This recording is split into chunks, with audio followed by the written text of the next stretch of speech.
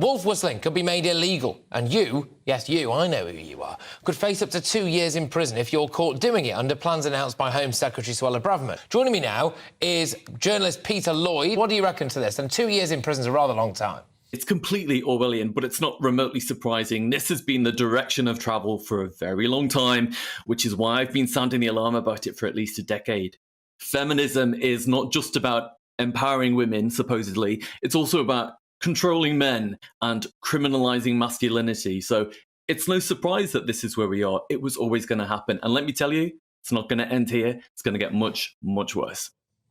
Do you have any sympathy for women who... I probably should just point out, genuinely, I've got the inbox in front of me here, and I was asking about wolf whistling, and there are a heck of a lot of women genuinely getting in touch saying that they are not offended by wolf whistling at all, in the slightest. Right. Yeah, I mean, why do you think that it is now such an offensive thing to wolf whistle at someone?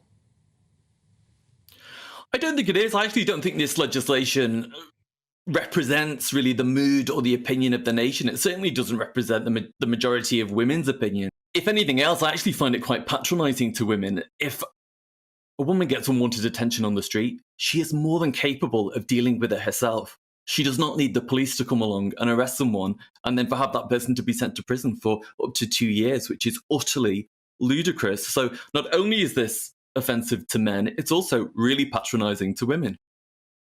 OK, and look, do you think that, I suppose it is something that maybe could just make women more comfortable as they walk the streets, just to know that they are not going to be heckled from a scaffold or something like that, or do you not have any sympathy for that?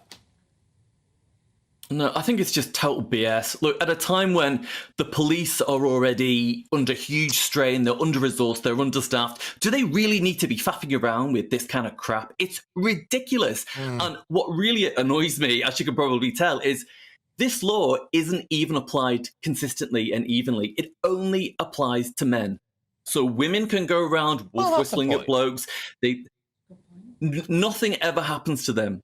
That's the point. So hang on a minute. So if I'm on a night out or something, and you know the hen do walks in, and there are 3 sheets to the wind, and you know all the inflatable bits of male genitalia and all this stuff, and someone's. I mean, by the way, this would never happen because I've got a body like a dropped lasagna. But if someone came up to me and was going, "Oh, you're so fit," and all of this stuff, and I wouldn't be able, presumably, to what? Prosecute them under the same laws that a builder could be done for wolf whistling a woman who walks past his scaffolding.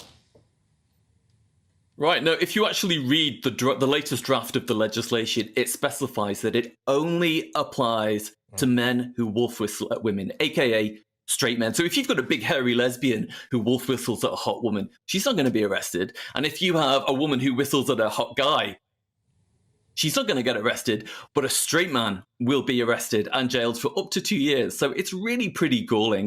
And I have to say, women's entitlement, A, to physical violence, and also B, to sexually harassing men, is staggering. This is not going to do anything to stem that. It's going to make it even worse.